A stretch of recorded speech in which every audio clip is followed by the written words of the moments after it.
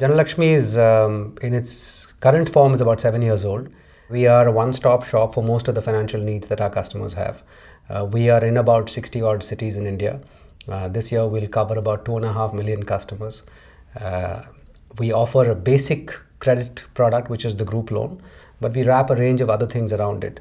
Much of the asset or the loan products we do on our own balance sheet, but stuff that we can't, like a savings product and others, a pension product, an insurance product, we distribute for other financial providers. But as far as the customer is concerned, we want them to see us as their one-stop shop. Because these are high transactions with low volume, low values, economics are large. Transaction economics can break your back. Control issues are very significant. Risk is a major problem for banking services. So it automatically then gets you to the point of saying, what do you do about technology? And I think we need to dream big. We need more sophisticated technology, in my opinion, than formal banking needs. And so how do you go about building that at a price point that makes sense and so on? So this is a long journey for us, and we've kind of built the foundation of a strong technology platform, what I call industrial strength technology, which is, as far as possible, digitizes our transactions with customers at source. So it's not about substituting, it's not about taking an analog transaction and then adding a technology layer to it, but eliminate the analog completely so that every transaction that you're doing with customers is automatically captured in a digital way. Because what you get out of it is not just a lot of information about what happens and reducing transaction costs, but you actually get a lot of insight if you can mine that information correctly. Because that digital data is available both to understand customers better, but also for performance management and so on. Today, India's banking system lends approximately, say, 50 lakh crores, which is about 5 million crores of rupees. And I don't know what the numbers in dollar terms are, but I think it's about $1 trillion, which is about 2/3 of our GDP.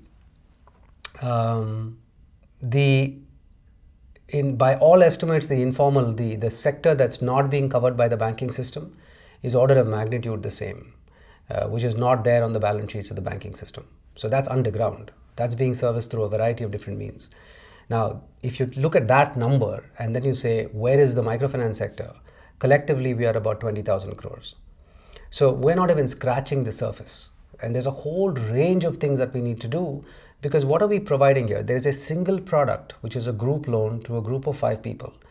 Now, if I take the urban poor whom we are working with, we are learning that it's not a monolithic group of poor at the bottom of the pyramid. There is a pyramid at the bottom of the pyramid. There's a whole range of different customer segments with different aspirations, with different capabilities, with different abilities to springboard on their pathways to prosperity, and therefore different sets of needs for financial services. So at the top of the bottom of the pyramid is the micro entrepreneur, is someone who has built something, has already kind of, say, survived the first phase of, going beyond just an idea, and is ready to kind of move on and grow their enterprise.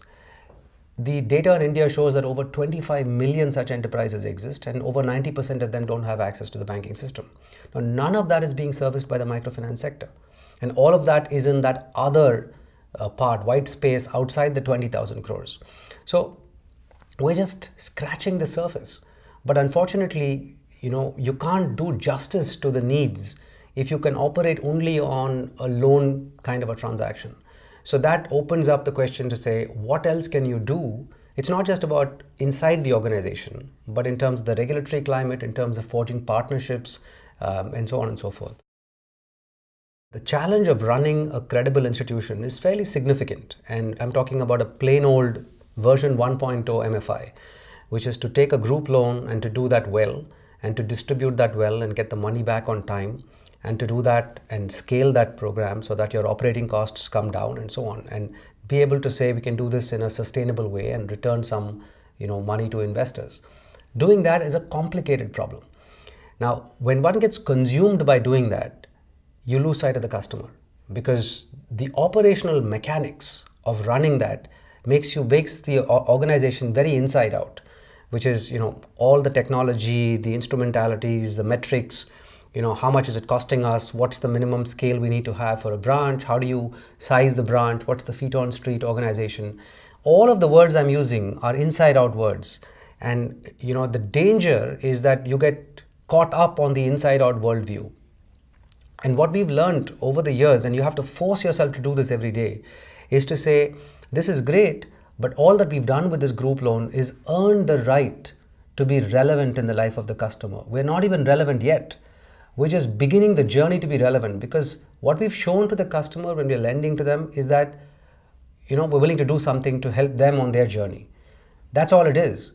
So if you want to be more relevant, then you have to start listening more, and then take that listening and convert it into something very sophisticated, which is adding value to that customer in a way that doesn't put pressure on their lives, because they've got enough pressure to deal with. So that part is really hard. And that calls for segmenting customers. That calls for saying, okay, there is different categories, and for each of these categories, we can actually learn something more. I can tell you, I've been doing this now for 7 years, and I feel I'm barely scratching the surface, because, like I said, we're learning now that there's a pyramid within the pyramid. Even today, despite all our technology and all our kind of fancy information systems, it's hard for us to synthesize information, to be able to say, what are the livelihoods of our customers? What's the pattern of that income and that expenditure? If there's a flower, seller outside a temple, where does she get her flowers from, which she then makes into a garland? Is there a wholesale market she goes to in the morning? How much does she pay? Where does she carry the money to go and pay for that in the morning? What is the details of the transactions by which she makes her money? When does it happen? Does it end by 10 in the morning? Because that's when people go to the temple. And then what happens with that? Does she want a savings product which we can then go and give her, which she says, it's good that the money gets taken away from my hand and put into a bank account, which I can access, because then I know it won't slip through my fingers by 5 o'clock. Now, we don't know any of what I'm telling you. I'd love to know this, but to know this and then to be able to take from it, enough information to say we can create a product around it. We can distribute that product well, which means I have to find the right feet on street. I have to find the right economics of delivering this, and we can make money out of this. That stuff is really complicated. So we're just beginning that journey.